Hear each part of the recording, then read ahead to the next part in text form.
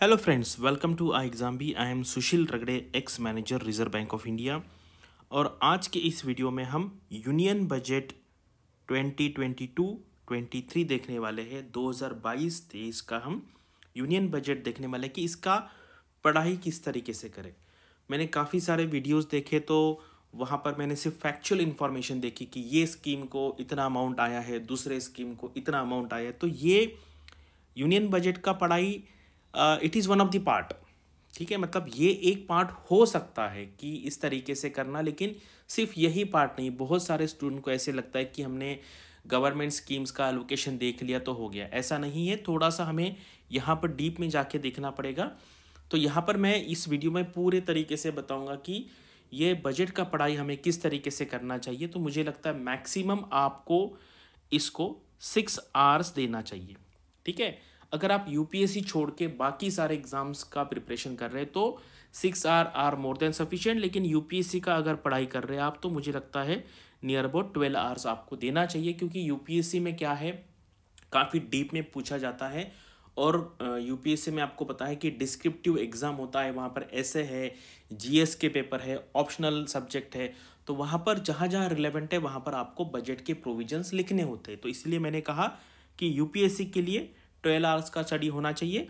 And बाकी जो exams है वहाँ पर अगर 6 आवर का भी अगर आप कर लेंगे पढ़ाई तो भी मुझे लगता है मोर देन सफिशिएंट होगा। तो यहाँ पर मैं मतलब ऐसा नहीं है कि ये हम स्पून फीडिंग करने वाला हूँ। यहाँ पर मैं पूरी चीज़ें मैं यहाँ पर एक राइट अप्रोच बताने वाला हूँ। और जो नॉर्मल बैंकिंग एग्जाम के लिए प्रिपरेशन करते हैं उनके लिए मैं ये वीडियो में जो बताऊँगा, अगर आपने उतना भी फॉलो किया तो वो मोर देन सफिशिएंट हो जाएगा। तो चलिए वीडियो स्टार्ट करते हैं। तो सबसे पहले कि आपको जो बजट है कहाँ से पढ़ना चाहिए। अगर आप मुझे कहेंगे कि सर आप रेडीमेड कुछ दीजिए, तो मैं कहता हूँ कभी भी आपको ओरिजिनल रिसोर्स देखना चाहिए। तो आपको क्या करना है, गूगल में जाके indiabudget.gov.in यहाँ पर जाना है। तो ये आपको फर्स्ट पेज ओपन हो जाएगा। हमारी फाइनेंस मिनिस्टर है निर्मला सीतारमण जी, और यहाँ पर है स्पीच। ठीक है, फाइनेंस मिनिस्टर स्पीच है। तो इसको ओपन कर लीजिए आप। इसको ओपन करना है और आप कोई एग्ज़ाम के लिए प्रिपरेशन कर रहे हैं या कि आपका कोई इंटरव्यू है तो उसके लिए कैसे थोड़ा सा अप्रोच रखना चाहिए मैं आपको बताता हूँ। तो यहाँ से अगर आप देखेंगे ना तो स्टूडेंट को क्या होता है ना, कभी भी रेडीमेड शॉर्टकट जैसे बोल रहे कि सर आप एक 10 पेज का समरी बनाइए, 5 पेज का समरी बनाइए। कोई कहता है सर 1 पेज में इकोनॉमिक सर्वे दीजिए। ऐसा नहीं होता है। अगर आपको इससे कुछ आउटपुट चाहिए रियली, जो आपको कोई जॉब दिलाने में यूज़फुल होगा, तो आपको थोड़ा सा टाइम स्पेंड करना पड़ेगा। तो मैं जब से मैं इंजीनियरिंग में था, आई थिंक 3rd ईयर से लेके मुझे थोड़ा सा इकोनॉमिक बैंकिंग फाइनेंस में इंटरेस्ट डेवलप हुआ। तो तब से मैं इकोनॉमिक सर्वे और बजट पूरा पढ़ता हूँ। पूरा मतलब पूरा word to word, start to end, क्योंकि मुझे उसमें मज़ा आता है।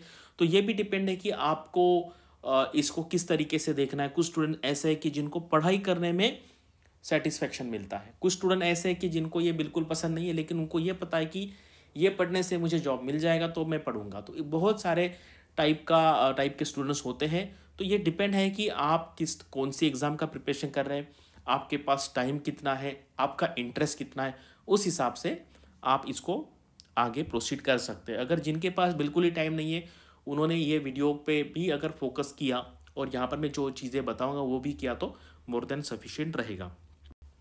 तो भी ये है हमारे मैडम का स्पीच। ठीक है, speech of Nirmala Sitharaman, minister of finance. तो 1 फरवरी का है। थोड़ा मुझे लेट हुआ है वीडियो बनाने में, क्योंकि मैं नेक्स्ट डे ही मैंने ये पीपीटी बना लिया था, लेकिन मुझे उस सेटिस्फेक्शन नहीं आ रहा था, कुछ ना कुछ चीज़ रह गया ऐसे लग रहा था। तो इसलिए फिर मैं धीरे धीरे इसमें ऐड करते गया। तो अभी मेरा सेटिस्फेक्शन हो गया, क्योंकि क्या होता है जो वीडियो बनाता है उसको पहले सेटिस्फाई होना चाहिए कि यार ये कंटेंट अच्छा है या नहीं है। अभी आपको कैसे लगता है वो भी मुझे कमेंट में आप बताइए। तो ये है आपका कंटेंट। तो यहाँ पर जो स्पीच है ना, ये 2 पार्ट में डिवाइड किया हुआ है। एक है पार्ट ए और दूसरा पार्ट बी है। मोस्टली पार्ट बी में जो टैक्सेशन रिलेटेड प्रोविजंस है वो वहाँ पे बताए गए हैं। लेकिन अगर आपको किसी ने पूछा कि बजट में क्या क्या है, बजट के स्पीच में हाईलाइट्स क्या है, तो आप कह सकते थे देखो ये फिस्कल मैनेजमेंट जो है ये बजट का इनबिल्ट पोर्शन होता है। तो यहाँ पर जो बजट में हम आगे देखेंगे, उन्होंने जो 4 फोकस एरिया बताया है वो ये 4 फोकस एरिया है।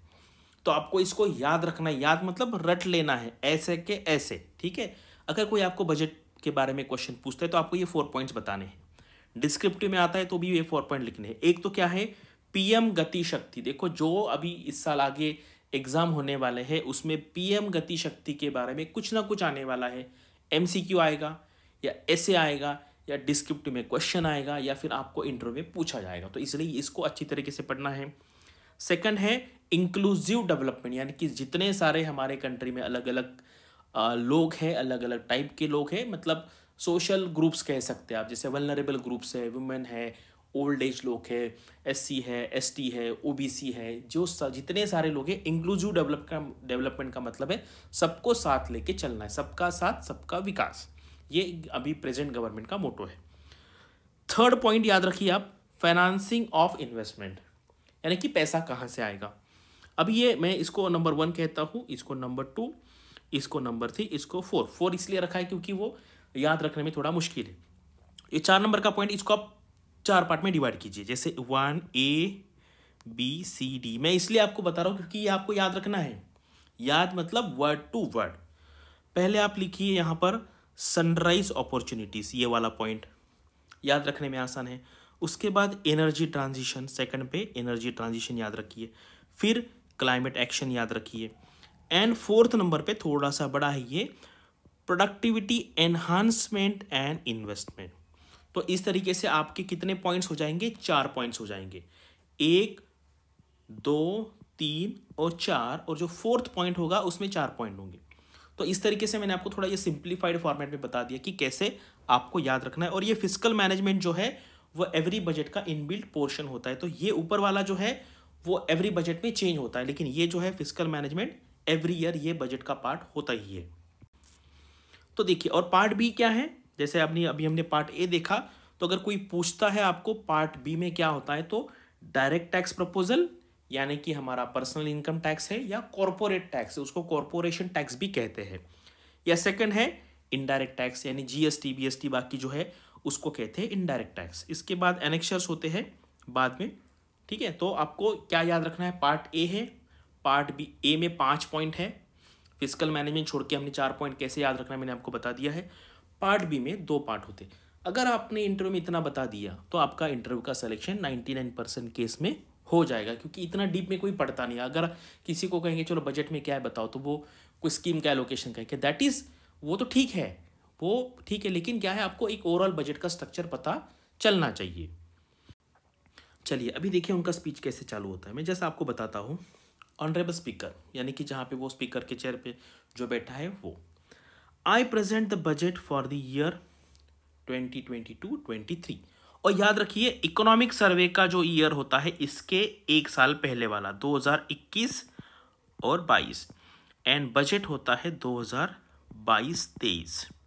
ये क्यों है, जैसे मान लीजिए आज है 1 फरवरी, ठीक है, इसके पहले का पीरियड, इसके बाद का पीरियड, ये होता है इकोनॉमिक सर्वे। सर्वे यानी कि सर्वे जाके करते हैं, तो ये पास्ट एक्टिविटी होती है।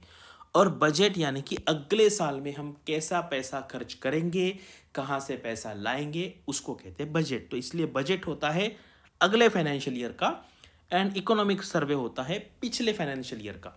लेकिन अभी क्या है, फाइनेंशियल ईयर तो एंड होता है 31 मार्च को, ठीक है, लेकिन इकोनॉमिक सर्वे कब आया, 31 जनवरी को। इसका मतलब है इकोनॉमिक सर्वे जो था एक्चुअली सर्वे ऑफ 9 मंथ्स, यानी कि 1 अप्रैल 2021 से लेके 31 दिसंबर, ठीक है, 31 दिसंबर 2021, ये कितने हो गए, 9 मंथ्स। अगर आप आगे देखेंगे जब इकोनॉमिक सर्वे पढ़ेंगे तो आपको ये डेट बार बार दिखाई देगी कि डेटा एज ऑन 31 दिसंबर 2021। तो ये छोटी छोटी बातें लेकिन आपको पता होनी चाहिए। अभी यहाँ पर ये 4th पॉइंट पढ़ते हैं, इस पे थोड़ा सा मतलब गवर्नमेंट का काफ़ी फोकस है। अमृत काल, हमारे फाइनेंस मिनिस्टर ने कहा है अमृत वर्ष होता है, यानी कि 100 ईयर, कोई भी चीज़ को 100 ईयर्स कहते हैं तो उसको अमृत वर्ष कहते हैं।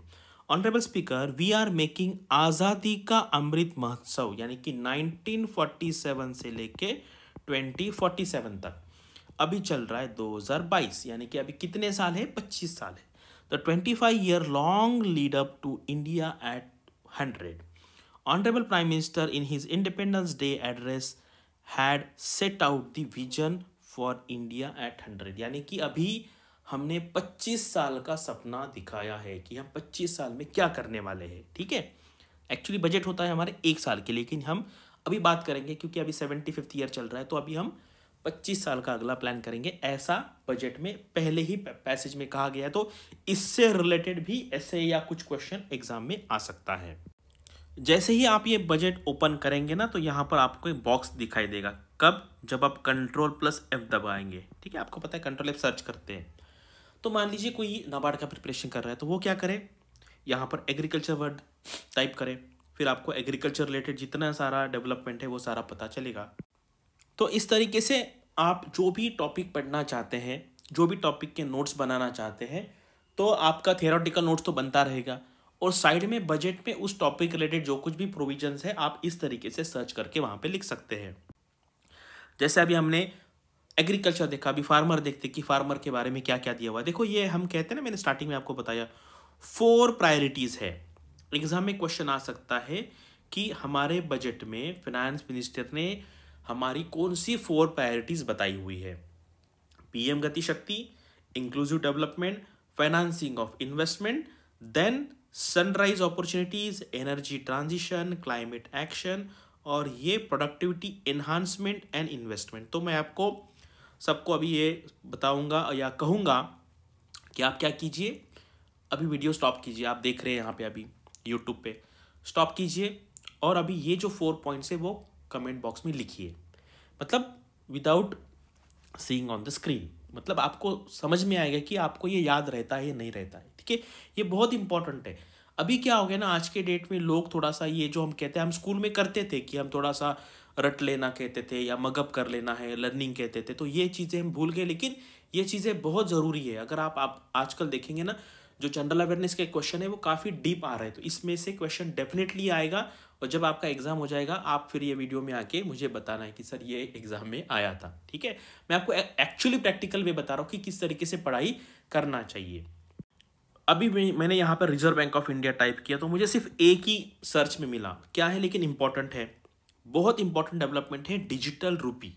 ठीक है, introduction of the central bank digital currency CBDC will give a big boost to digital economy. इसके बारे में भी ऐसे आ सकता है, इंटरव्यू में पूछा जा सकता है। Digital currency will also lead to a more efficient and cheaper currency management system. It is therefore proposed to introduce digital rupee using blockchain and other technologies to be issued by the Reserve Bank of India starting 22-23, यानी कि अभी इसी financial year में जो चालू होने वाला है 1 अप्रैल से 2022 से, तो यहाँ से लेके 31 मार्च जो आएगा आपका 2023, यहाँ तक वो इशू करेंगे, ऐसा उन्होंने कहा है। तो RBI पहले से इसके बारे में डिस्कस कर रहा है, तो डेफिनेटली ये आगे होने वाला है। तो अभी नाबार्ड का भी फेज 2 का रिजल्ट आया है, उनका भी इंटरव्यू होने वाला है। तो नाबार्ड के बारे में भी एक ही यहाँ पर मेंशन था कि fund with the blended capital raise under the co investment model will be facilitated through NABARD. तो ये क्या है, आपको जो लोग नाबार्ड का प्रिपरेशन कर रहे हैं इसके बारे में थोड़ा ज़्यादा जानने की कोशिश कीजिए, गूगल में सर्च कीजिए, नाबार्ड के वेबसाइट पे देखिए, क्योंकि डेफिनेटली इंटरव्यू में पूछा जाएगा कि नाबार्ड के बारे में इस बजट में कुछ अनाउंसमेंट हुआ था या नहीं हुआ था। ठीक है, ये आपको थोड़ा सा देखना है। और पिछला जो स्लाइड पे हमने जो देखा ना, वो डिजिटल रूपी वाला, उससे थोड़े बैंकर जो है नाराज़ है, क्योंकि आपको पता है जब ये डिजिटल करेंसी आएगा तब कॉमन जो लोग हैं वो RBI में उनका अकाउंट ओपन करेंगे, और जैसे मान लीजिए मुझे आपको कुछ पैसा देना या आपको मुझे कुछ पैसा देना, तो हम डायरेक्टली RBI से ट्रांजैक्शन कर सकते हैं। तो बैंक का जो रोल है आगे जाके पता नहीं कम हो सकता है या मैनेज भी हो सकता है, क्योंकि अभी बैंक का ज़रूरत नहीं। अभी क्या है, बैंक का ज़रूरत क्यों है, क्योंकि हम RBI बैंक में अकाउंट ओपन करते हैं, फिर उसके बाद आप कोई दूसरे बैंक में अकाउंट ओपन करेंगे तो वहाँ से फिर ट्रांजैक्शन सेटलमेंट होते रहता है। लेकिन अगर सिर्फ RBI ही सबका अकाउंट ओपन करने लगा तो बैंक का यूज़ क्या रहेगा। अभी ब्लॉकचेन टेक्नोलॉजी आ गई है, काफ़ी लोग लेंडिंग एप्लीकेशंस आ गए, तो अगर ऐसा सारा बनता जाएगा तो बैंक का जो एग्जिस्टेंस है वो प्रॉब्लम में आ सकता है। तो अभी इस पर थोड़ी क्लैरिटी नहीं है, लेकिन आप इसके बारे में सोचिए कि ऐसा होगा तो आगे क्या क्या हो सकता है। अगर आप देखेंगे ना, कोई भी बजट में सबसे जो ज़्यादा डिस्कस करने वाला पॉइंट होता है वो होता है फिस्कल डेफिसिट। तो ये बजट में 5 टाइम फिजिकल डेफिसिट के बारे में मेंशन किया हुआ है। तो ये देखिए 115 पॉइंट क्या कहता है कि इन 22-23 in accordance with the recommendation of the 15th finance commission the states will be allowed a physical deficit of 4% of GSDP यानी कि gross state domestic product, of which 0.5% will be tied to power sector reforms for which the conditions have already been communicated in 21-22। यानी कि इनका कहना ये देखो, ये अगर थोड़े डीप में क्वेश्चन आते हैं तो उसमें इस टाइप का क्वेश्चन आ सकता है कि 15 फाइनेंस कमीशन के रिकमेंडेशन के हिसाब से 4% ग्रॉस स्टेट डोमेस्टिक प्रोडक्ट जो है, जैसे हमारा जीडीपी होता है वैसे स्टेट का जीडीपी होता है, उसका 4% फिजिकल डेफिसिट हो सकता है, उसका 0.5% जो है पावर सेक्टर के लिए लगेगा। ठीक है, तो अभी ये आप यहाँ पे पढ़ लीजिए कि फिजिकल डेफिसिट के बारे में क्या क्या है। मैं आपको ये आगे एक्सप्लेन करने वाला हूँ फिजिकल डेफिसिट क्या है। जो 4 डेफिसिट के इंपॉर्टेंट पॉइंट्स है वो मैं आपको आगे डिटेल में एक्सप्लेन करूंगा। थोड़ा वीडियो बड़ा हो सकता है, 1.25 घंटे के आसपास हो सकता है, लेकिन आप इसको स्पीड में भी देख सकते हैं, लेकिन सिर्फ देखिए मत, बाकी नोट डाउन कीजिए। फिर बाद में मैं इसका जो PDF है वो भी आपको दे दूंगा, फिर बाद में आप उसको डाउनलोड करके उसको रेफर कर सकते हैं जब आप पढ़ाई करेंगे डीप में। तो ये हो गया पार्ट ए। तो पार्ट में देखिए ज़्यादा पॉइंट्स नहीं, यहाँ पे 118 पॉइंट्स है सिर्फ, तो एक बार पढ़ लेना है जो जो इंपॉर्टेंट है। मुझे जो लगता था मैंने आपको बताया कि किस तरीके से ये सर्च करना है, अदरवाइज पूरा ये मैं पढ़ता तो बहुत उसको 2-3 घंटे लग जाते हैं। ठीक है, लेकिन मैंने एक अप्रोच बताया है और आगे मैं इंपॉर्टेंट प्रोविजंस आगे डिस्कस करने वाला हूँ। लेकिन ये एक अप्रोच है कि अगर आप कोई स्पेसिफिक एग्जाम के बारे में पढ़ाई कर रहे हैं या इंटरव्यू के बारे में पढ़ाई कर रहे हैं तो कैसे देखना है, यहाँ पर मैंने आपको बता दिया है। देखो, ये बजट के वेबसाइट पे जाने के बाद आपको काफ़ी सारे डॉक्यूमेंट मिलेंगे। तो ये और एक डॉक्यूमेंट है, उसका नाम है बजट एट ए ग्लांस। ठीक है, वो तो स्पीच हो गया, जो अभी हमने देखा वो स्पीच है। अब ये दूसरा डॉक्यूमेंट है बजट एट ग्लांस। इसमें क्या होता है देखते हैं। देखो, budget at glance. Budget at a glance presents broad aggregates of the budget for easy understanding. This document shows receipts and the expenditure as well as physical deficit, revenue deficit, effective revenue deficit and primary deficit. ये क्या है मैं बहुत ही सरल तरीके से आपको explain करूंगा। Of the government of India, it gives an illustrative account of the sources of receipts and there expenditure through graphs and infographics. इनका मतलब है बजट एट ए ग्लांस का मतलब क्या है। देखो, budget is a simplified balance sheet of the government. जैसे company का बैलेंस शीट होता है उस तरीके से गवर्नमेंट का बैलेंस शीट मतलब बजट है, सिंपल लैंग्वेज में। यानी कि आपका खर्चा क्या होने वाला है अगले साल, क्योंकि गवर्नमेंट क्या करता है पहले खर्चा डिसाइड करता है, क्या क्या वो एक्सपेंडिचर करने वाले वो पहले डिसाइड होता है। जैसे मान लीजिए 100 रुपीज़ खर्चा करने वाले हैं, ये होता है टोटल एक्सपेंडिचर। उसके बाद वो देखेंगे कि यार इसके लिए मुझे पैसा कहाँ से आएगा, तो मान लीजिए 80 रुपीज़ का मुझे पैसा आने वाला है, टैक्सेशन से आने वाला है, नॉन टैक्स से आने वाला है। तो अभी 20 रुपये कहाँ से लाए, तो वो 20 रुपये है, उसको कहते हैं बोरिंग, यानी कि हमें लोन लेना पड़ेगा। और यही होता है फिजिकल डेफिसिट। सिंपल तरीके से हमारे पर्सनल लेवल पे हम क्या करते हैं, पहले हम देखते हैं हमारा इनकम कितना है, देन हम खर्चा करते हैं। ठीक है, गवर्नमेंट में थोड़ा सा उल्टा होता है, पहले खर्चा करना पड़ता है, फिर देखते हैं कहाँ कहाँ से पैसा आएगा, एंड देन जो बैलेंस होता है वो लोन लेके पूरा किया जाता है, उसको ही कहते हैं फिजिकल डेफिसिट। हम आगे देखेंगे, ये पूरा यहाँ पे है, थोड़ा सा आप यहाँ पे ये पढ़ सकते हैं, जिसको इंटरेस्ट है आगे जाके पढ़िए। चलिए, अभी ये देखो, ये होता है बजट। अगर कोई आपको कहेगा ना कि बजट क्या है, तो एक पेज में ये बजट है। क्या है बजट, इसको हम 2 पार्ट्स में डिवाइड करेंगे। मैं बताता हूँ कैसे। देखो, ये एक हो गया और ये दूसरा पार्ट हो गया। ये है आपका टोटल रिसिप्ट, ये है टोटल एक्सपेंडिचर, और ये दोनों सेम होता है। जैसे मैंने वो आपको पिछला स्लाइड में एग्जांपल बताया 100 रुपीज़ वाला, 100 रुपीज़ एक्सपेंडिचर, ये बराबर होना चाहिए ना, जितना खर्चा है उसके लिए पैसा तो लाना पड़ेगा। 80 रुपीज़ हो गया रिसिप्ट्स, और जो बीच वाला गैप है 20 रुपये, इसको कहते हैं फिजिकल डेफिसिट। ये सिंपल कंसेप्ट आपको बताया, अभी मैं यहाँ पे बजट में एक्सप्लेन करता हूँ। यहाँ पर ये करस्पॉन्डिंग 100 जो है ये है, टोटल एक्सपेंडिचर कितना है 39.44 लैक्स। ठीक है, ये हो गया, ये एग्जाम्पल में इसको कोरिलेट करूंगा, ये हो गया। अभी क्या है, इसके लिए मुझे रिसिप्ट्स लाना पड़ेगा, तो अगर आप ये पोर्शन छोड़ देंगे, ये हो गया करस्पॉन्डिंग टू ये 20 वाला, और बाकी टोटल रिसिप्ट्स, रेवेन्यू रिसिप्ट्स इतने आए, कैपिटल रिसिप्ट ये छोड़ के इतने आए, और जो गैप रहेगा वो उसको कहते हैं फिस्कल डेफिसिट। अगर अभी देखिए मैं आपको ये नीचे डेफिसिट वाले कंसेप्ट एक्सप्लेन करता हूँ। क्या हो गया, टोटल एक्सपेंडिचर, टोटल रिसिप्ट, ये मैच होना ही पड़ता है क्योंकि बैलेंस शीट का मतलब होता है मैच करना है। एक्चुअली ये सारा जो है ना पहले लिखा जाता है, फिर ये लिखा जाता है, फिर हमें ये पता है, ये पता है, ये सारी चीज़ें पता है एक्सेप्ट ये। तो ये गैप फिल वाला है जो मैंने यहाँ पे बताया ना, वो गैप फिल है। जितना पैसा कम पड़ेगा वो मैं बोरो करूँगा। तो इस साल हमने कितना बोरो किया है, 16.61 लाख करोड़ बोरो किया, मतलब करने वाले हैं, ठीक है, ये क्योंकि ये प्रोजेक्शन है। तो बजट में आपको ये चीज़ें ध्यान रखनी है। उसके बाद बजट में क्या होता है, बजट में 3 साल के नंबर प्रेजेंट किए जाते हैं, 3 साल के। 2 साल पुराने नंबर है उसका एक्चुअल फिगर आ जाता है। एक्चुअल मतलब इतना खर्चा एक्चुअली 2020-21 में हुआ था, एक्चुअल हुआ था। लास्ट ईयर जो बजट था उसमें इतना बजट एस्टिमेट बताया गया था कि हम इतना इतना खर्चा करेंगे। लेकिन क्या होता है फिर, जैसे मान लीजिए आपने डिसाइड किया कि मुझे घर बनाना है, ठीक है, घर बनाने में कितना खर्चा लगने वाला है, 50 लाख, ये आपने डिसाइड किया। लेकिन जैसे जैसे आप आगे बढ़ेंगे इसमें कम ज़्यादा होते रहता है, बीच में कुछ चीज़ों की प्राइस बढ़ जाती है, किसी की प्राइस कम हो जाती है। फिर किसी ने आपको पूछा 1 साल बाद कितना खर्च लगने वाला घर बनाने के लिए, आप कहेंगे यार 60 लाख, क्योंकि कुछ कैलकुलेशन हम अच्छी तरीके से करते हैं, कुछ नहीं करते हैं, कुछ चीज़ों के रेट कम ज़्यादा होते हैं। तो फिर आप क्या कहेंगे 1 साल के बाद, हाँ नहीं यार अभी 60 लाख लगने वाला है, क्योंकि आगे सिचुएशन चेंज हो जाती है। इसीलिए अगर पिछले साल के बजट को हम 1 साल बाद फिर से देखेंगे तो जो रिवाइज्ड एस्टीमेट है वो चेंज हो जाते हैं। देखो ये इतना हमने डिसाइड किया था, इतना रिसिप्ट आएगा, लेकिन ज़्यादा आ गया। ये थोड़ी पता होता है आगे कि कितने रिसिप्ट आने वाले, ये तो कोई बता नहीं सकता एग्जैक्टली। मतलब गवर्नमेंट ने डिसाइड सोचा था कि 18 लाख करोड़ के आसपास आ जाएगा, लेकिन आया कितना, 21 लाख करोड़। ये 18 लाख करोड़ है, ये 21 लाख करोड़ है। तो इसी तरीके से 1 साल बाद उसको रिव्यू किया जाता है।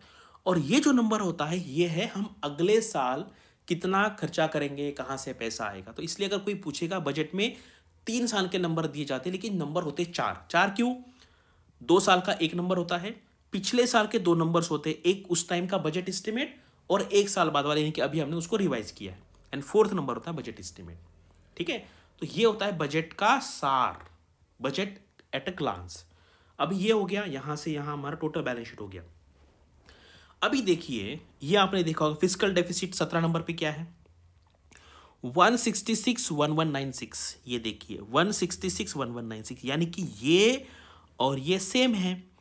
अगर आपको कोई पूछता है what is the meaning of fiscal deficit, तो आप उसको क्या कह सकते हैं, borrowing and the other liabilities. This is the simplest definition of fiscal deficit.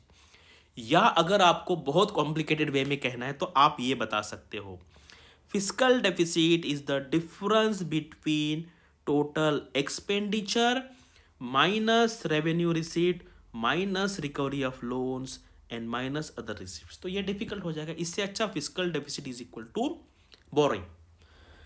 अभी देखिए, अभी हम देखते हैं रेवेन्यू डेफिसिट क्या होता है। रेवेन्यू डेफिसिट बहुत ईजी है, सबसे आसान। रेवेन्यू डेफिसिट मतलब revenue expenditure minus revenue receipt, 10 - 1। इसको याद रखने की जरूरत नहीं। Revenue receipt minus revenue expenditure minus revenue receipt, ये हो गया रेवेन्यू डेफिसिट, करेक्ट। अभी इफेक्टिव रेवेन्यू डेफिसिट क्या है, ये कंसेप्ट बहुत इंपॉर्टेंट है। अभी हमने रेवेन्यू डेफिसिट निकाल दिया, इसमें से क्या माइनस करना है, ये 12 नंबर का आइटम माइनस करना है। ये क्यों माइनस करना है, क्योंकि एक्चुअली थियोरेटिकली वो तो हमने लिखा है रेवेन्यू अकाउंट के अंदर, है ना, रेवेन्यू अकाउंट के अंदर लिखा है। लेकिन ये जो पैसा है ये क्या है, grant in aid for the creation of capital asset, यानी कि एक्चुअली ये पैसा कहाँ जा रहा है, कैपिटल एसेट क्रिएट करने में। यानी कि इसको रेवेन्यू डेफिसिट में पकड़ना अच्छी बात नहीं होगी, इसलिए हमने उसको माइनस किया। उसको कहेंगे रेवेन्यू, इफेक्टिव रेवेन्यू डेफिसिट। ठीक है, ये हो गया रेवेन्यू डेफिसिट, ये हो गया effective revenue deficit. Fiscal deficit तो हमने देख लिया। अभी क्या है, आपने फिस्कल डेफिसिट देख लिया कितना है, 6.4% है। लेकिन ये 6.4% में क्या इंक्लूडेड है, यहां पर इंक्लूडेड है आपका 11 नंबर का पॉइंट, इंटरेस्ट पेमेंट। यानी कि इसके पहले बजट में, यानी इसके पहले गवर्नमेंट ने जो लोन लिया था उसका इतना सारा इंटरेस्ट हम दे रहे हैं। यानी कि ये जो इफेक्ट है ये प्रीवियस ईयर्स के बजट का इफेक्ट है, या प्रीवियस ईयर के एक्शन का इफेक्ट है। तो आपको सिर्फ ये साल का परफॉर्मेंस अगर देखना है तो ये माइनस करना पड़ेगा, क्योंकि ये पिछला जो गवर्नमेंट ने लोन लिया है उसका इंटरेस्ट पेमेंट है। तो अगर वो आप इससे हटा देंगे तो अभी जो आपको नंबर मिलेगा 2.8%, this number gives the real picture of this years balance sheet of the country. Primary deficit को कहते हैं। अभी ये देखिए, एक इफेक्टिव कैपिटल एक्सपेंडिचर नाम का एक पॉइंट है, ये बहुत इंपॉर्टेंट है। अभी देखिए कैपिटल एक्सपेंडिचर कितना है, 12 नंबर का पॉइंट है ये। आपका कैपिटल एक्सपेंडिचर क्या है, 13 नंबर, ये 13 नंबर है कैपिटल एक्सपेंडिचर। कोई अगर आपको पूछेगा कैपिटल एक्सपेंडिचर कितना है तो आप कहेंगे टोटल एक्सपेंडिचर में 2 पार्ट होते हैं, एक रेवेन्यू एक्सपेंडिचर, एक कैपिटल एक्सपेंडिचर। लेकिन आपने देखा होगा ये 12 नंबर का पॉइंट है, ये क्या है, grant in aid for creation of capital asset. मतलब ये थियोरेटिकली हम लिखते हैं रेवेन्यू अकाउंट के अंदर, लेकिन प्रैक्टिकली क्या हो रहा है, वो कैपिटल एसेट क्रिएशन के लिए खर्चा हो रहा है, इसलिए उसको यहां पे ऐड करना पड़ेगा। तो अगर आपको कोई पूछेगा इफेक्टिव कैपिटल एक्सपेंडिचर कितना हुआ है, ये कैपिटल एक्सपेंडिचर प्लस ये पार्ट जो थियोरेटिकली दिखाया गया है करंट अकाउंट में, लेकिन रेवेन्यू अकाउंट में, लेकिन वो किस पे खर्चा हो रहा है, कैपिटल क्रिएशन के लिए, तो इसलिए उसको यहां पर ऐड करना है। तो ये होता है बजट, मतलब वो जो कहते हैं ना कि वो जो स्कीम वाला खर्चा है वो इसके अंदर आता है, लेकिन जो इकोनॉमिक एंगल से पढ़ाई करते हैं इसको कहते हैं बजट। अगर आपको कोई पूछेगा कि बजट एट ए ग्लांस क्या होता है तो आपको ये बताना पड़ेगा कि इसमें क्या किया जाता है, revenue, expenditure and total expenditure के बारे में इंफॉर्मेशन देते हैं। कितने साल का, 3 साल का, 20-21 का, 21-22 का और 22-23 का। 20-21 का 1 नंबर होता है, 22-23 का 1 नंबर होता है, एंड पिछले साल जो है उसके 2 नंबर होते हैं। 2 क्यों, एक बजट एस्टिमेट होता है, एक रिवाइज एस्टिमेट होता है। अभी हम ये नीचे दिए गए हैं ना, इसको अगले स्लाइड में फिर से देखेंगे, ये उस डॉक्यूमेंट में फिर से बताया गया है। घाटे का सार, डेफिसिट स्टैटिस्टिक्स, हमने देखा फिस्कल डेफिसिट, उसके बाद हमने देखा रेवेन्यू डेफिसिट, उसके बाद हमने इफेक्टिव रेवेन्यू डेफिसिट देखा है। रेवेन्यू डेफिसिट में से हम क्या माइनस करेंगे, रेवेन्यू डेफिसिट में से हम माइनस करेंगे grant in aid for the creation of capital asset, तो हमें इफेक्टिव रेवेन्यू डेफिसिट मिलेगा। और जब फिस्कल डेफिसिट में से आप इंटरेस्ट पेमेंट माइनस करेंगे तो आपको प्राइमरी डेफिसिट मिलेगा। तो ये जो 2 नंबर है ये ज़्यादा इंपॉर्टेंट होते हैं, effective revenue deficit and primary deficit, ठीक है। और इसको मैंने और डिटेल में ये वीडियो में एक्सप्लेन किया है, अगर आपको देखना है तो मेरे इसी चैनल पे आप देख लीजिए। यहाँ पर मैंने fiscal deficit, revenue deficit, primary deficit and effective revenue deficit detail में यहाँ पर एक्सप्लेन किया हुआ है, क्योंकि ये बहुत इंपॉर्टेंट है। एग्जाम में क्वेश्चन आते हैं तो इसी तरीके से क्वेश्चन आएंगे, स्कीम से भी क्वेश्चन आएंगे, स्कीम्स रिलेटेड क्वेश्चन भी आते हैं एग्जाम में। अभी यहाँ पर देखेंगे कि sources of financing fiscal deficit, यानी कि हमने जो देखा है पिछले साइड में हमने देखा था ना, ये नंबर 16.61 लाख करोड़, ये पैसा कहाँ से आएगा ये भी जानना ज़रूरी है।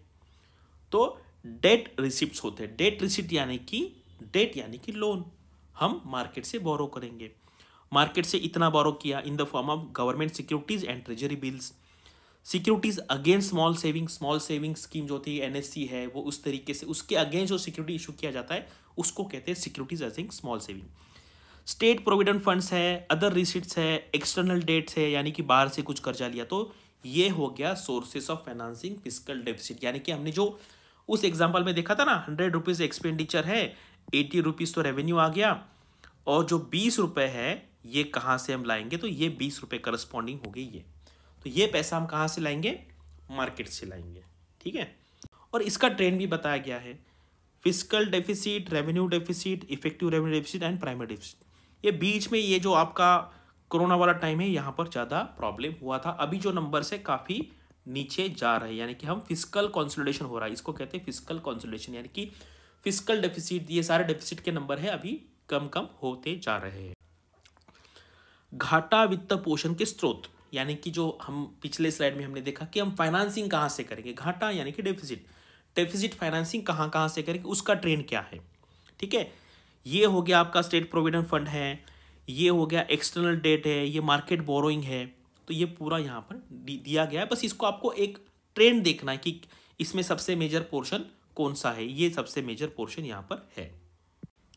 अभी ये भी इंपॉर्टेंट है, यहाँ पर क्या है कि हमने जो रेवेन्यू रिसिप्ट देखा था, ठीक है, और हमने कैपिटल रिसिप्ट देखा था, वो सिर्फ हमने एक हेडिंग देखा था। उसके अंडर क्या आता है, बहुत बार एग्जाम में क्वेश्चन आता है जो थोड़ा डिफिकल्ट लेवल के एग्जाम होते हैं, जैसे SBIPO हो गया, उसके बाद RBI हो गया, नाबार्ड है, UPSC। वहाँ पर क्या होता है, लोग बहुत बार स्टूडेंट मुझे पूछते हैं कि सर नॉन टैक्स रेवेन्यू क्या होता है। नॉन टैक्स रेवेन्यू का मतलब है जो टैक्स नहीं है वो नॉन टैक्स रेवेन्यू हो गया। क्योंकि रेवेन्यू के दो पार्ट है, एक है टैक्स रेवेन्यू और दूसरा है नॉन टैक्स रेवेन्यू। तो जो टैक्स रेवेन्यू नहीं है वो नॉन टैक्स रेवेन्यू है। टैक्स रेवेन्यू मतलब क्या है, corporation tax, income tax, wealth tax, custom duty, excise duty, service tax, GST, ये हो गया टैक्स वाला। और जो रेवेन्यू में टैक्स वर्ड नहीं है वो हो गया नॉन टैक्स। यहाँ पे इंटरेस्ट रिसिप्ट्स हो गया, डिविडेंड एंड प्रॉफिट है, एक्सटर्नल ग्रांट है। अभी यहाँ पर आपको क्वेश्चन पूछा जाता है सबसे ज़्यादा पैसा कहाँ से आता है, तो नंबर 1 पे आता है GST से, 5 लाख करोड़ के आसपास, 5.5 लाख करोड़ के आसपास। नंबर 2 पे है इनकम टैक्स, नंबर 3 पे है कॉरपोरेशन टैक्स, ठीक है। उस तरीके से डिविडेंड एंड प्रॉफिट से सबसे ज़्यादा पैसा आता है यहाँ पर नॉन टैक्स रेवेन्यू में, ठीक है। तो यहाँ पर टैक्स रेवेन्यू के अंडर क्या क्या हेड्स है, नॉन टैक्स रेवेन्यू के अंडर क्या क्या हेड्स है, यहाँ पर आप देख सकते हैं। ये बहुत इंपॉर्टेंट है, UPSC के एग्जाम में डेफिनेटली आता है कि सबसे ज़्यादा टैक्स कौन से टैक्स से आता है, GST से आता है, कॉरपोरेशन टैक्स से आता है, या इनकम टैक्स से आता है। कॉरपोरेशन टैक्स मतलब कॉरपोरेट टैक्स, म्यूनिसिपल कॉरपोरेशन वाला नहीं है, कॉरपोरेशन और कॉरपोरेट टैक्स सेम है। अभी यहाँ पर एक शॉर्ट में देखते हैं कि सरकार का जो खर्चा होता है किस पे होता है, एस्टेब्लिशमेंट एक्सपेंडिचर, यानी कि सरकार चलाने का खर्चा। सेंट्रल सेक्टर स्कीम्स पे इतना खर्चा हुआ है, other central sector schemes expenditure out of which interest payment, ये देखो इंटरेस्ट पेमेंट हमने उस पिछला जो स्लाइड था उसमें भी हमने देखा था। ट्रांसफर्ड है, ट्रांसफर किया जाता है। सेंट्रली स्पॉन्सर्ड स्कीम जो है ये एक्चुअली स्टेट को ट्रांसफर किया जाता है, ये हो गया सेंट्रल सेक्टर स्कीम। तो इसलिए डिफरेंस जानना बहुत जरूरी है, बहुत बार आता है तो स्टूडेंट को पता नहीं चलता। ये सेंट्रल गवर्नमेंट का एक्सपेंडिचर की सेंट्रल सेक्टर स्कीम, और जो सेंट्रली स्पॉन्सर्ड स्कीम है उसको उसका जो पैसा है वो स्टेट को दिया जाता है। फाइनेंस कमीशन के अंडर जो जो ग्रांट मेंशन की है ये भी ट्रांसफर किया जाता है स्टेट को, एंड अदर ग्रांट जो है ये हो गया। तो टोटल ये पूरा खर्चा था जो हमने देखा था 39.45 लाख करोड़। तो ये है आपका बजट का साइज। अगर कोई पूछता है आपके बजट का साइज कितना है तो आप कहिए 39.44 लाख करोड़ का हमारा बजट है। जैसे कंपनी की बैलेंस शीट होती है, एसेट्स एंड लायबिलिटी मैच होती है, उसी तरीके से सरकार का जो गवर्नमेंट है या बैलेंस शीट साइज है या बजट का साइज है वो कितना है 39.44 लाख करोड़। और उसमें हमने एक पॉइंट देखा था कि इफेक्टिव कैपिटल एक्सपेंडिचर क्या है। देखो ये अलग से एक्सप्लेन किया इसलिए ये इंपॉर्टेंट है, ठीक है। एक्चुअली कैपिटल एक्सपेंडिचर क्या है, ये हो गया आपका नॉर्मल कैपिटल एक्सपेंडिचर, लेकिन इसमें हमें क्या ऐड करना है, grants in aid for creation of capital asset. ये हमें इसमें स्पेसिफिकली ऐड करना है क्योंकि थ्योरेटिकली ये रेवेन्यू एक्सपेंडिचर में आता है थ्योरेटिकली, लेकिन प्रैक्टिकली देखेंगे तो ये खर्चा किस पे हो रहा है, कैपिटल एसेट क्रिएशन पे हो रहा है। इसीलिए इफेक्टिवली इसको हमें कैपिटल एक्सपेंडिचर में ऐड करना है, इसलिए फिर बाद में इसको ऐड करेंगे तो ये हो जाएगा आपका इफेक्टिव कैपिटल एक्सपेंडिचर। ये इंपॉर्टेंट पॉइंट है, UPSC या RBI के जो डिफिकल्ट लेवल के एग्जाम्स होते हैं वहां पर इतने डिटेल में पूछा जा सकता है। अभी ये क्या है ना, ये जो इंफॉर्मेशन है आपको सारी याद नहीं रखनी, बस एक ट्रेंड देख लेना क्या है कि सरकार का जो खर्चा है जो हमने पूरा देखा था 39.44 लाख करोड़, इसमें से मैक्सिमम पैसा कहाँ जा रहा है। तो मैक्सिमम तो हमने देख लिया था कि इंटरेस्ट पे तो बहुत जा रहा है, 9.5 लाख करोड़ के आसपास इंटरेस्ट जा रहा है। उसके बाद सेकंड मेजर पॉइंट है ये डिफेंस पे जा रहा है, नियर अबाउट 4 लाख करोड़ के आसपास है। उसके बाद ट्रांसपोर्ट पे खर्चा है, ये पूरी सब्सिडीज है। इसमें क्या है ना, पहले UPSC में क्वेश्चन आता था कि कौन से आइटम पे सबसे ज़्यादा सब्सिडी जाती है, फर्टिलाइजर है या फूड है या पेट्रोलियम है। तो फूड की सब्सिडी सबसे ज़्यादा है, तो ये हो गया आपका सब्सिडी का डिवीजन। तो ये आप जस्ट गो थ्रू कीजिए। रूरल डेवलपमेंट पे भी काफ़ी सारा खर्चा 2 लाख करोड़ के आसपास है। तो ये अगर आप यहाँ से देखेंगे ना तो ये आपको चीज़ें बहुत अच्छी तरीके से समझ में आएगी। ये नंबर्स जो है आप अलग अलग जगह पे अलग अलग फॉर्मेट में देखेंगे तो आपका जो बजट का अंडरस्टैंडिंग है वो इससे इम्प्रूव होगा। आप देखिए बहुत जगह पे जाके देखिए, बजट मतलब वो बस स्कीम का एलोकेशन देखते हैं, वैसा नहीं, वो स्कीम तो है, लेकिन ये अगर आप अलग अलग अलग अलग एरिया में देखेंगे, अलग अलग फॉर्मेट में देखेंगे, तो आपको ये सारा पता चलेगा कि यार ये एक्चुअली चल क्या रहा है। बहुत सारे लोग ये देखते ही नहीं हैं। और यहाँ पर आपको ट्रेंड भी पता चलेगा कि किस तरीके से यहाँ पर एक्सपेंडिचर हो रहा है।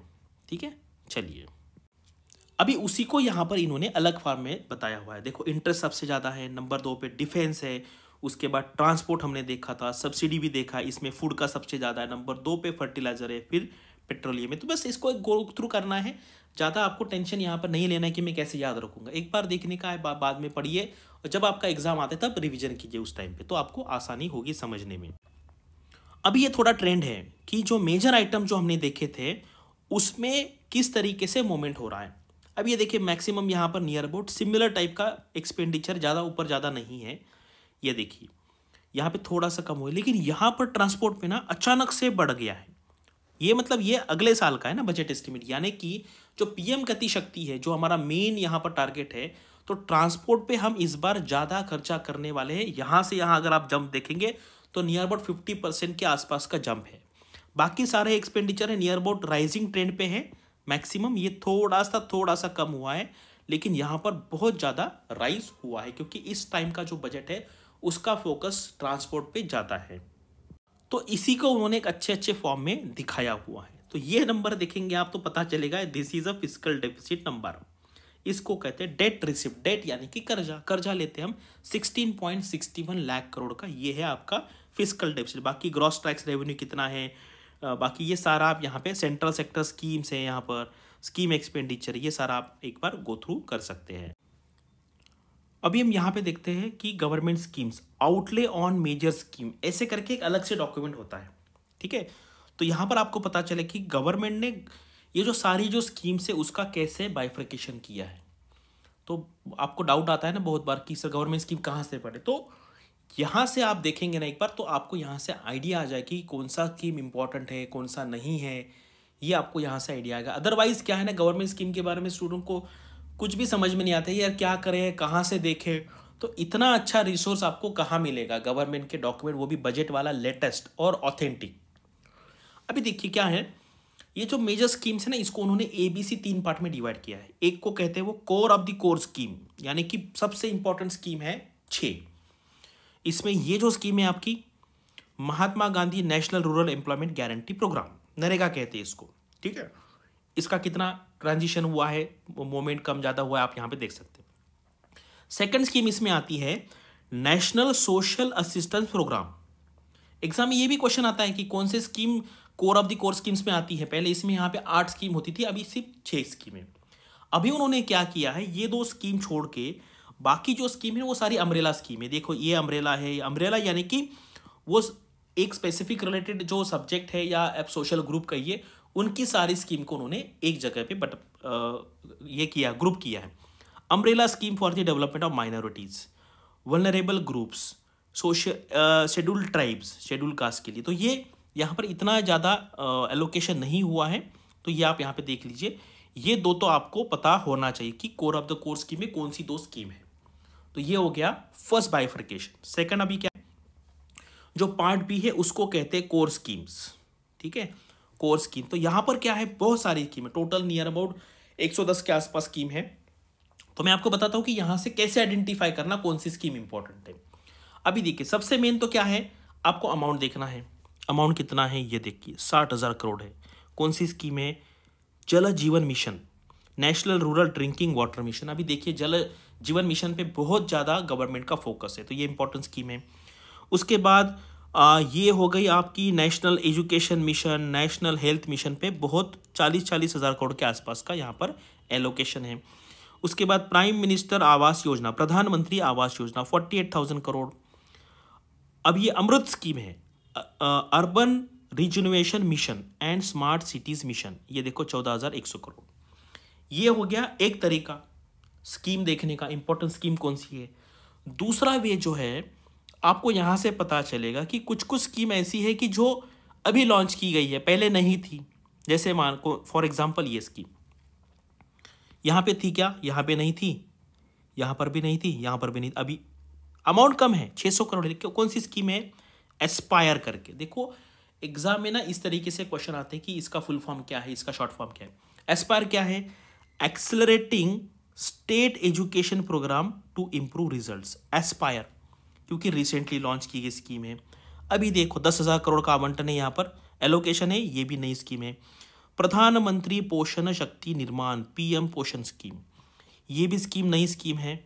ये देखो यहाँ पर, तो ये इस तरीके से आप ये जो पूरी स्कीम है, ये देखो ये स्कीम है, ये फिर क्या है, ये भी यहाँ पे भी 20,000 करोड़ का एलोकेशन यहाँ पर किया हुआ है। तो ये यहाँ से आपको पता चलेगा कौन सी स्कीम देखनी है, कौन सी स्कीम नहीं देखनी है, एलोकेशन में किस तरीके से चेंजेस यहाँ पर हुआ है। अगर आप देखेंगे ना, जल जीवन मिशन में 45,000 से लेके 60,000 यानी कि कितना बढ़ गया? 15, यानी कि 33% का राइज यहाँ पर हुआ है।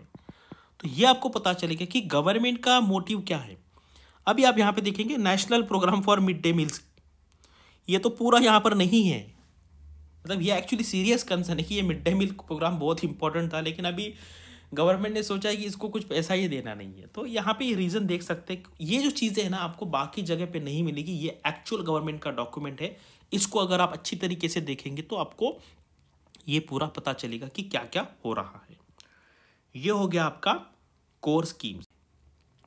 उसके बाद थर्ड नंबर पे आता है मेजर सेंट्रल सेक्टर स्कीम्स। तो देखो पीएम किसान 68,000 करोड़। उसके बाद क्रॉप इंश्योरेंस स्कीम है 15,500 करोड़ है। अभी देखिए ये स्कीम यहाँ पर नहीं थी, यहाँ पर नहीं थी, यहाँ पर नहीं थी, अचानक से यहाँ पे 19,500 करोड़ हो गए। Modified interest subvention scheme MISS, exam में आ सकता है। MISS स्कीम है, उसका फुल फॉर्म बताइए, ठीक है। उसके बाद यूरिया सब्सिडी है 63,000 करोड़ की है। न्यूट्रिशन बेस्ड सब्सिडी है 42,000 करोड़ है। तो ये आपको पता चलेगा। अब ये देखिए ये यहाँ पर नहीं था, यहाँ पे अचानक से आ गया, यानी कि नई इंट्रोड्यूस स्कीम की है।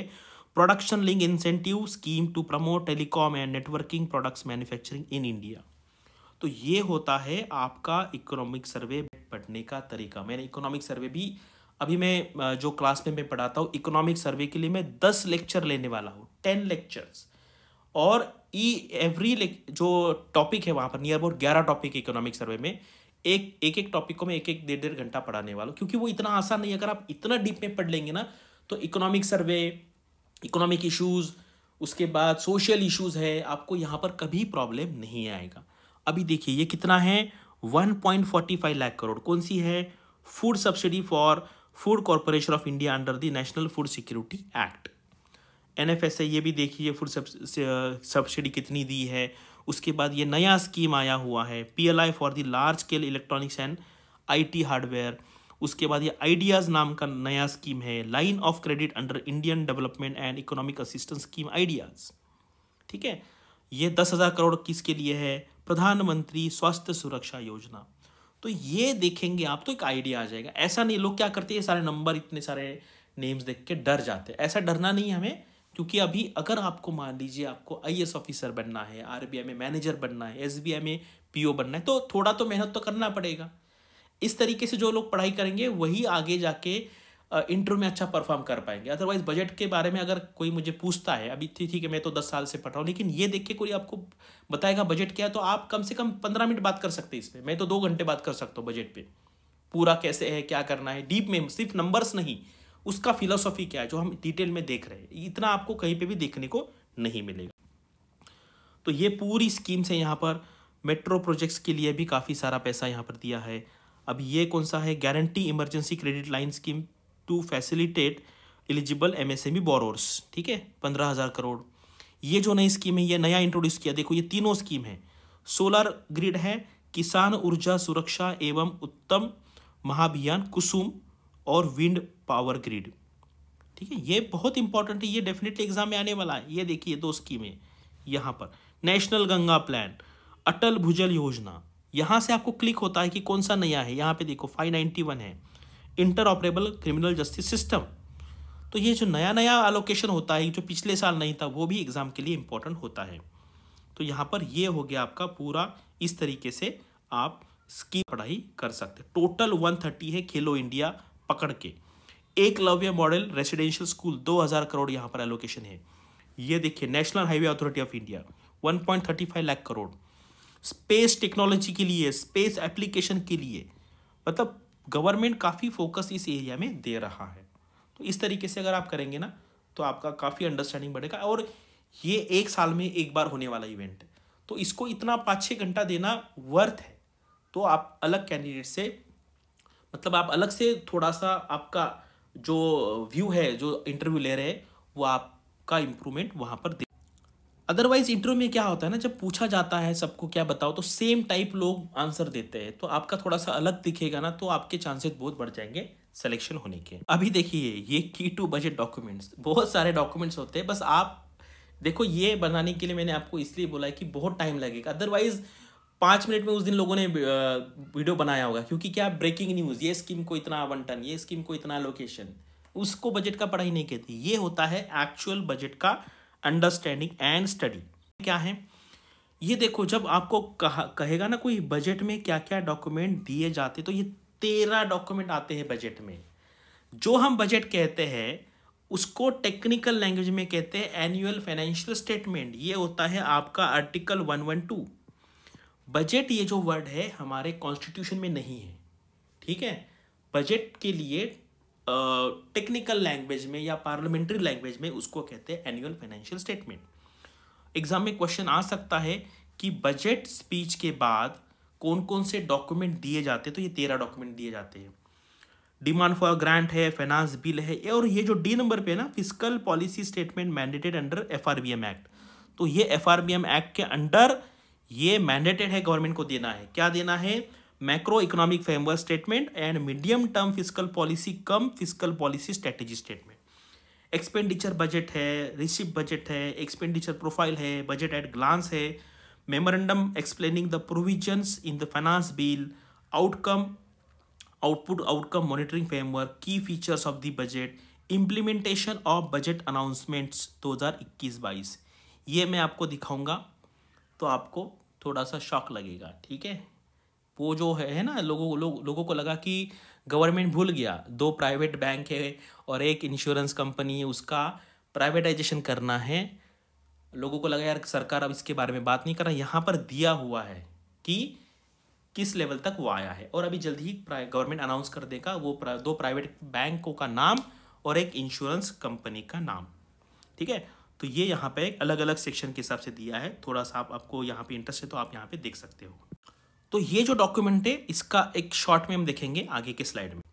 ये देखो, ये प्रीफेस है उस डॉक्यूमेंट का। तो fiscal responsibility and budgetary management act 2003, ये भी एक बार एग्जाम में आया था, was enacted with a view to provide a legislative framework for reduction of deficit and debt of the central government to a suitable level so as to ensure intergenerational equity in fiscal management and long-term macroeconomic stability। इसका मतलब ये है कि जो fiscal deficit के numbers है वो एक लेवल तक रखना, ये मैंडेटेड कर दिया है गवर्नमेंट को, क्योंकि एक्ट में बताया हुआ है, ठीक है। तो ये आप थोड़ा सा जिसको डीप में इंटरेस्ट है वो यहाँ पर आप पढ़ सकते हैं। मैंने बस यहाँ पे बता दिया कि 2003 में एक्ट हुआ था और उन्होंने कहा कि हमें रिड्यूस करना है।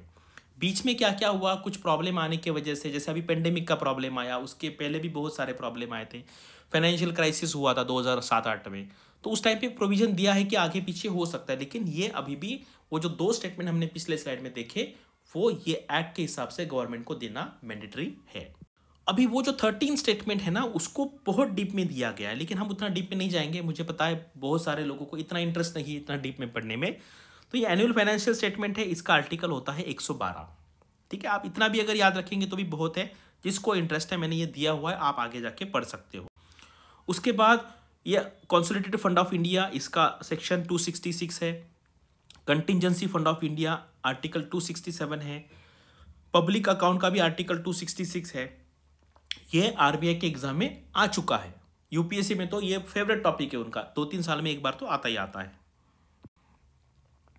बाकी ये रेवेन्यू बजट में क्या होता है, कैपिटल रिसिप्ट में क्या है, यहाँ पर डिटेल में दिया हुआ है। इतना मैं यहाँ पे एक्सप्लेन करूंगा ना, ये वीडियो 4 घंटे का हो जाएगा। उतना अभी हमारे बाकी एग्जाम के लिए ज़रूरी नहीं है, लेकिन जिनको पढ़ना है उनके लिए मैंने प्रोवाइड किया है। जिनको स्किप करना है वो स्किप कर सकते हैं। अकाउंटिंग क्लासिफिकेशन, अब ये देखिए, ये थोड़ा सा इंपॉर्टेंट है। The estimates of the receipts and the disbursement in the annual financial statement end of the expenditure in the demands for a grant are shown according to the accounting classification referred to under article 150 of the constitution। वो कैसे करना है उसके बारे में constitution में बताया गया है, ठीक है। डिमांड फॉर अ ग्रांट के लिए आर्टिकल है 113।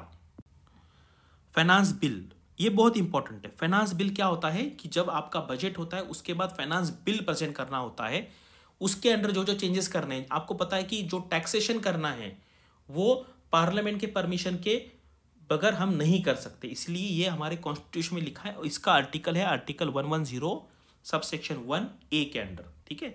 जितना मैंने यहाँ पे मार्कआउट किया है, अंडरलाइन किया है, उतना आपको याद रखना है। और जो हमने दो देखे ना, दो स्टेटमेंट जो FRBM एक्ट 2003 के अंडर देने हैं, वो दो स्टेटमेंट है। ये भी याद रखना है, एग्जाम में RBI क्या आ सकता है कि कौन से दो स्टेटमेंट देने हैं। मैक्रो इकोनॉमिक फ्रेमवर्क स्टेटमेंट पहला, इसको दो पार्ट में डिवाइड कीजिए, मीडियम टर्म फिस्कल पॉलिसी कम फिस्कल पॉलिसी स्ट्रेटेजी स्टेटमेंट, ठीक है। ये देना है, जिसको डीप में पढ़ना इंटरेस्टेड है वो आगे पढ़ सकते हैं। अभी देखिए ये की फीचर्स ऑफ द बजट 2022-23, ठीक है। अभी ये जो बाकी जो वीडियोस है वो ये बताते हैं बजट मतलब ये है, लेकिन ये एक पार्ट है बजट का, ठीक है। अभी हम आते हैं नंबर्स पे, कितना कौन से स्कीम को कितना दिया है, कौन से स्कीम को कितना नहीं दिया, वो सारा हम यहाँ पे देखेंगे। देखिए ये है पैसा कहाँ से आएगा, हमने देखा था ना जो एग्जाम्पल है, पैसा कहाँ से आएगा, पैसा कहाँ पर जाएगा, रुपी जाएगा। जो मैंने आपको 100 वाला एग्जाम्पल दिया था वो है पैसा कहाँ पर जाएगा, ये हो गया आपका 100, इसका भी टोटल होगा 100, और इसमें से ये होगा आपका बोरोइंग, ये पकड़ लीजिए इनडायरेक्टली, जो मैंने 20 वाला बोला था ये है, और रिमेनिंग जो है उसको आप ग्रॉसली 80 पकड़ सकते हैं, ठीक है, क्योंकि दोनों मैच होना जरूरी है। अभी यहाँ पर क्या है ना, आपको देखना है कि जो पैसा आता है, सबसे ज्यादा पैसा कहाँ से आता है, बोरिंग से आता है, नंबर 1। नंबर 2 GST से आता है, फिर आपका कॉर्पोरेशन टैक्स है, फिर income tax and then excise duty. ये सीक्वेंस में आपको याद रखना है। जो खर्चा कहाँ पर जाएगा हमने पहले ऑलरेडी देखा हुआ है, सबसे ज़्यादा पैसा जाता है इंटरेस्ट पेमेंट पे, देन हम जो स्टेट को ट्रांसफर करते हैं, देन आपका सेंट्रल सेक्टर स्कीम है, and finally finance commission and other transfer है। तो ये हो गया पैसा कहाँ से आया, पैसा कहाँ से गया, ये फिगर आपने न्यूज़पेपर में देखा होगा। और ये है आपका रेवेन्यू रिसिप्ट, जो हमने बजट एट ग्लांस में देखा था ना, उसी को इन्होंने अच्छे फॉर्म में प्रेजेंट किया हुआ है कि कितना पैसा आया है, कैपिटल रिसिप्ट कितना है, रेवेन्यू रिसिप्ट कितना है, कैपिटल रिसिप्ट कितना है, रेवेन्यू एक्सपेंडिचर कितना है, कैपिटल एक्सपेंडिचर कितना है। उसी टेबल को थोड़ा सा अच्छा इन्फोग्राफिक बारग्राफ के फॉर्म में प्रेजेंट किया है। एलोकेशन टू मेजर स्कीम्स, ये हमने देखा है, लेकिन ये एग्जाम पॉइंट ऑफ के लिए बहुत इंपॉर्टेंट है। मतलब जो फैक्चुअल इंफॉर्मेशन आती है यहाँ से काफ़ी सारी आती है। नेशनल हेल्थ मिशन हमने देखा है ये सारा, ठीक है, लेकिन मैं यहाँ पे अभी पिक्टोरियल फॉर्म में, अच्छा फॉर्म में अगर देखेंगे तो याद रहता है। ये पिछले साल का है, ये अभी का है, नेशनल हेल्थ मिशन। और ये जो यहाँ पर दिया हुआ ना, ये इंपॉर्टेंट स्कीम है। ये तो सारे नंबर आपको याद रखने ही रखने हैं। आप जितने 2-3 फ्रेंड अगर साथ में पढ़ाई करते तो पहले बोल दो कि हम 20-25 मिनट इसको देखेंगे, थोड़ा रट लेंगे इसको, और आप एक दूसरे को पूछेंगे। इस तरीके से करना है, सिर्फ पढ़ने से नहीं होगा, पढ़ने से भूल जाएंगे आप। जल जीवन मिशन गवर्नमेंट का बहुत फोकस है। हमने देखा था ना, मैंने आपको बताया था कि 45 से लेकर 60 हो गया, वो हमने उस टेबल में दिखाया था। अभी यहाँ पर इन्होंने पिक्टोरियल फॉर्म में दिखाया। ये कितना % इंक्रीज है, 33% इंक्रीज है। नेशनल एजुकेशन मिशन, ये भी हमने वहाँ पर देखा था। प्रधानमंत्री ग्राम सड़क योजना, PM किसान, बहुत ज़्यादा ये बड़ी बड़ी स्कीम पे एलोकेशन हुआ है। आत्मनिर्भर भारत रोजगार योजना, प्रधानमंत्री स्वास्थ्य सुरक्षा योजना 10,000 करोड़, ये भी मैंने आपको उस टेबल में बताया था। अभी यहाँ पर हमने देखा था कि कहाँ कहाँ पैसा खर्च हो रहा है। यहाँ पर इंटरेस्ट पेमेंट इन्होंने नहीं दिखाया, लेकिन एरिया वाइज देखेंगे तो डिफेंस में काफ़ी पैसा खर्च हुआ है, उसके बाद रेलवेज पे काफ़ी पैसा खर्च हुआ है। तो ये नंबर जो मैंने यहाँ पर इसलिए किया है क्योंकि इस टाइप के नंबर एग्जाम में आते हैं, ठीक है। रेलवेज पे पैसा कितना खर्च हुआ है, 1.4 लाख करोड़। डिफेंस पे कितना है, नियर अबाउट 5.25 लाख करोड़, 5.25 लाख करोड़। हमने स्टार्टिंग में ही देखा था कि अमृत काल के बारे में फाइनेंस मिनिस्टर ने काफ़ी फोकस किया है। इसमें क्या करना है हमें, focus on growth and all inclusive welfare, promoting technology enable development, energy transition, climate action, virtuous cycle starting from private investment, crowded in by the public capital investment. और जो 4 प्रायोरिटीज मैंने आपको कहा था ना, वो भी देखो इन्होंने इसको भी फोकस किया हुआ है। ये तो सबसे इंपॉर्टेंट है, सबसे इंपॉर्टेंट स्लाइड है आज के वीडियो में। ये आपको रट लेना है। 4 प्रायोरिटीज क्या है? पीएम गति शक्ति, second inclusive development, third financing of investment, fourth मैंने इसको पार्ट में डिवाइड किया था ABCD। सबसे पहले मैंने आपको सनराइज अपॉर्चुनिटीज कहा था, फिर एनर्जी ट्रांजिशन कहा था, फिर climate action and finally productivity enhancement and investment. इस तरीके से आपको ये याद रखना है। Recovery of the economy reflecting countries resilience. Resilience यानी कि कितनी भी खराब कंडीशन आए हम फिर से खड़े रहते हैं। तो ये जब जब हमारा प्रॉब्लम हुआ था फर्स्ट लॉकडाउन के बाद, सेकंड वेव के बाद, वहाँ पर हम फिर से हम आगे ग्रो कर रहे हैं। हम रेजिलियंस है, यानी कि हम उस कंडीशन के सामने डट के हम उसको सामना कर रहे हैं, उसको हम फेस कर रहे हैं और आगे बढ़ रहे हैं। ये हमने पहले ही देख लिया था। ट्रेंड इन डेफिसिट क्या है, इसको अगर आपको डिटेल में जानना है तो फिर से मैंने आपको यहाँ पे इमेज दिया, ये वीडियो आप देख लीजिए। कोविड-19 का वैक्सीन का कवरेज कैसे हो रहा है ये यहाँ पर बताया गया है। ये सारे ट्रेंड है। CPI इन्फ्लेशन के बारे में कैसा ट्रेंड चल रहा है, उसके बाद फॉरेन एक्सचेंज रिजर्व्स कितना है आपको, ये है दिसंबर एंड का सिचुएशन है। उसके बाद net addition to EPF employees provident fund है, सब्सक्राइबर कितना हुआ है। उसके बाद trend in quarterly capital expenditure, हमने किस तरीके से एक्सपेंडिचर किया है। ये आपका फर्स्ट लॉकडाउन है जब हुआ था मार्च में। उसके बाद फर्स्ट जो वेव आया था उसके बाद क्या हुआ था, सस्टेन्ड स्पेंडिंग, यानी कि हम कंटिन्यूसली स्पेंड कर रहे हैं। तो ये बस एक को देख लेना, यहाँ पर आप इसका टेंशन मत लीजिए कि यार मैं इसको कैसे याद रखूँ, बस आपको ट्रेंड भी पता चलेगा ना तो भी बहुत है यहाँ पर। तो ये भी बहुत इंपॉर्टेंट स्लाइड है। यहाँ पर ऐसे आ सकता है, डिस्क्रिप्टिव क्वेश्चन बन सकता है, इंटरव्यू हो सकता है, MCQ के क्वेश्चन में भी आएगा। पीएम गति शक्ति, road, railways, airports, ports, mass transport, waterways, logistic infrastructure, government का बहुत फोकस है इस एरिया पे। तो ये आपको 2 से 3 बार नोटबुक में लिखना है, रेगुलरली उसका रिविजन करना है, क्योंकि इसमें से कुछ ना कुछ होने वाला है। तो एग्जाम पॉइंट ऑफ व्यू में ये आपको पढ़ के नोट्स बना लो और इसको बार बार लिख के रिवाइज करो। एग्रीकल्चर एंड फूड प्रोसेसिंग में कितना आपका राइस का प्रोडक्शन है, व्हीट का प्रोडक्शन है, ये आप देख लीजिए यहाँ पर। Implementation of Ken Betwa link project benefiting 9.1 lakh hectare farm land, providing drinking water to 62 lakh people and generating 130 megawatt power. 5 more such projects under process of implementation। तो जो आपके स्टैटिक जीके के क्वेश्चन आते हैं ना वो पूछा जाएगा। केन बेटवा जो रिवर है, केन एंड बेटवा कौन कौन से स्टेट में है, कहाँ ओरिजिनेट होती है, कहाँ जाती है, कौन सा डैम है। तो स्टैटिक जीके के क्वेश्चन इस तरीके से आते हैं, जो करंट यूज में है उससे रिलेटेड स्टैटिक जीके। एजुकेशन में भी काफ़ी इंपॉर्टेंट है कि 200 चैनल चालू करने का प्लानिंग किया हुआ है, तो ये क्वेश्चन आ सकता है। उसके बाद देश क्या है, digital ecosystem for skilling and livelihood, ठीक है। हेल्थ में क्या है, सक्षम आंगनवाड़ी एंड पोषण 2.0, कितना एलोकेशन है, काफ़ी 20,000 करोड़ का एलोकेशन है।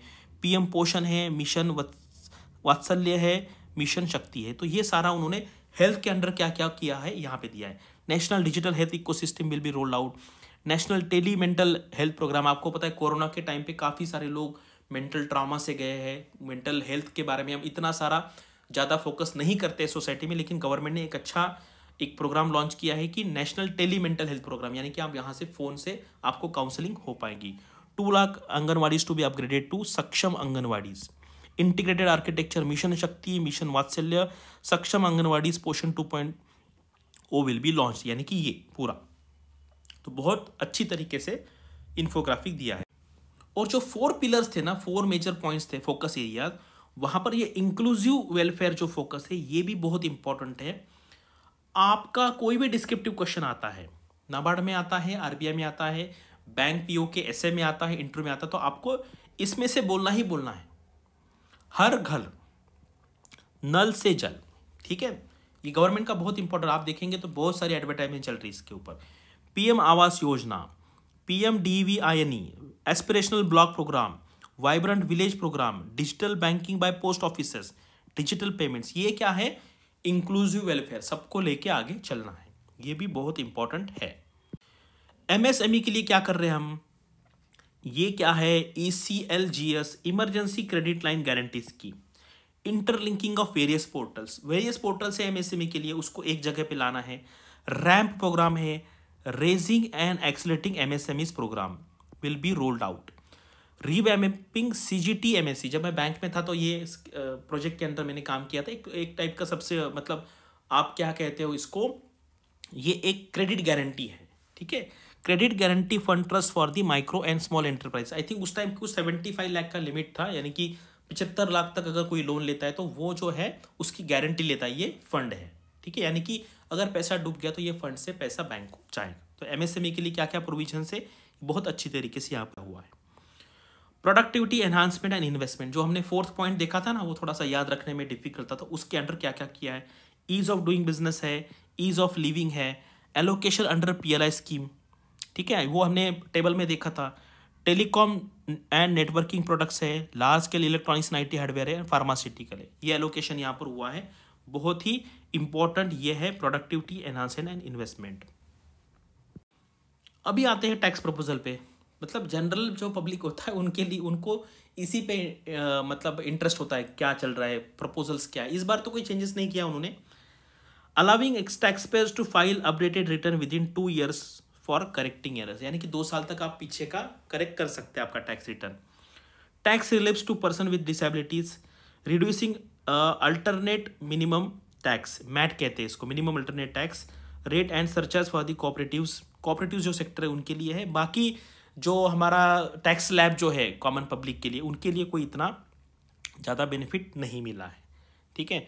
बाकी एनी सरचार्ज और cess on income and profit not allowable to as a business expenditure, यानी इसका मतलब क्या है ना कि ये जो पैसा था पहले बिजनेस एक्सपेंडिचर करके बिजनेस वाले लोग जो है वो दिखाते थे, अभी उन्होंने क्लियरली कहा है कि इस टाइप का आप एडजस्टमेंट नहीं कर सकते, आप इसको एक्सपेंडिचर नहीं दिखा सकते, ठीक है। तो काफ़ी सारे यहाँ पर डिटेल में यहाँ पर टैक्स प्रपोजल दिए हैं, आप इसको देख सकते हैं।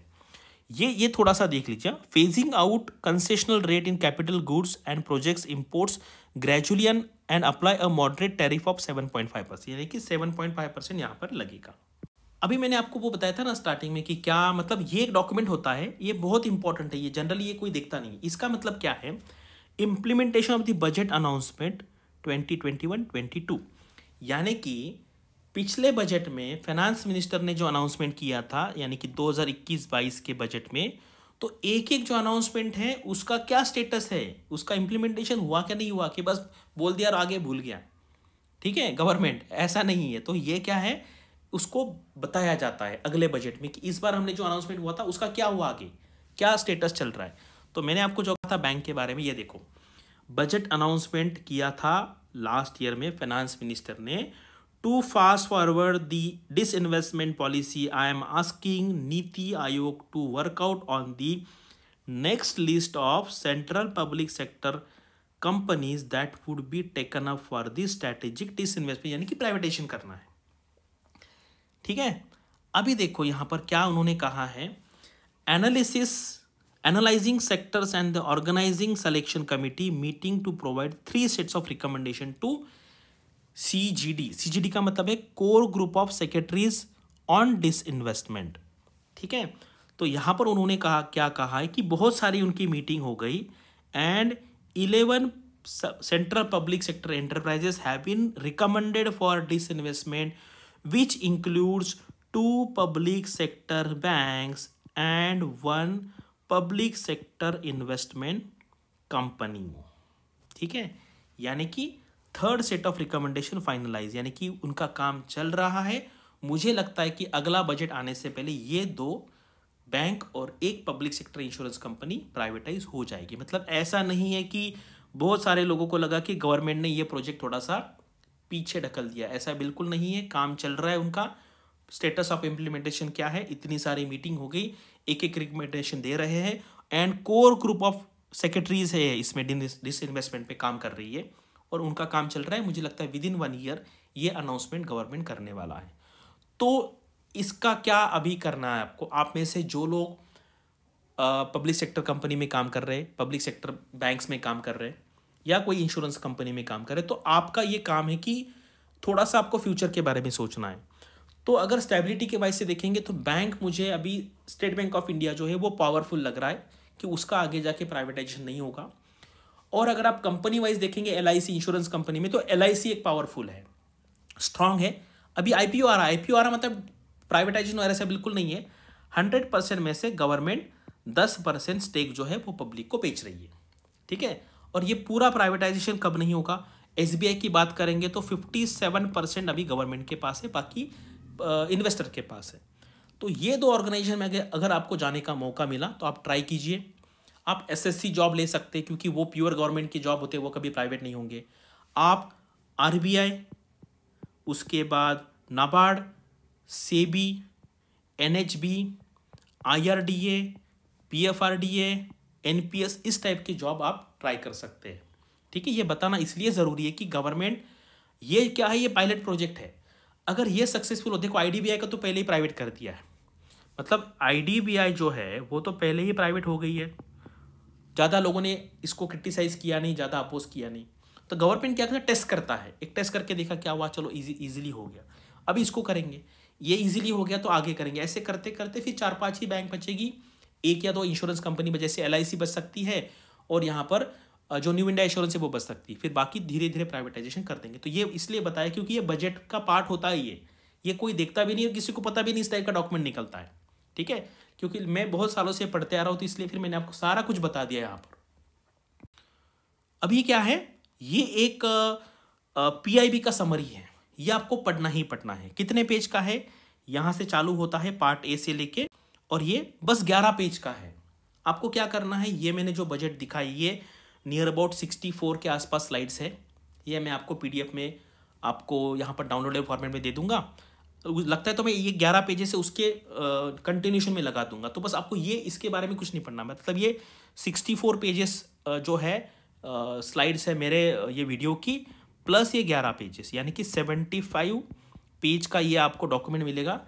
इसके अलावा आपको कुछ भी नहीं पढ़ना है। मैं देखता हूँ इसके ऊपर कुछ MCQ बनाता हूँ मैं, नियर अबाउट 50 के आसपास, तो मैं कुछ दिन में आपको वो दे दूंगा, ठीक है। तो इतना अगर आप करेंगे तो आपका बजट जो एरिया है 100% कवर हो जाए, क्योंकि हम ये PIB का समरी कर रहे हैं और मैंने जो आपको पूरा थियोरेटिकल बता दिया, उससे आपका अंडरस्टैंडिंग काफ़ी अच्छा हो जाएगा। तो आपको क्या करना है, मैंने आपको बताया है, एवरी लेक्चर के बाद मैं आपको बताता हूँ। इस तरीके से A4 साइज़ का पेज लेना है, 8 बॉक्सेस फ्रंट साइड में, 8 बॉक्सेस बैक साइड में। ये कितने हो गए, 16 बॉक्सेस हो गए। तो बजट के लिए मुझे लगता है थोड़ा सा ज़्यादा पेज हम करेंगे, इसको 8 पेजेस, ठीक है। इस तरीके से 8 पेजेस लीजिए, ये हो गया 1 पेज फ्रंट एंड बैक।